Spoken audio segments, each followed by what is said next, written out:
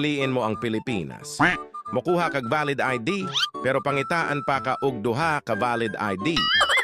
Piliin mo ang Pilipinas. Pag undertime sa trabaho, kaltas ang sweldo. Pag overtime, thank you. Piliin mo ang Pilipinas. Pero nag-iyahay na og panguha og passport kay mo abroad. Piliin mo ang Pilipinas.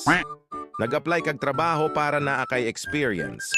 Pero wa ka na dawat kay gipangitaan kag 3 years experience. Piliin mo ang Pilipinas. Qualified ka sa trabaho. Pero wa ka na dawat kay wala kay backer.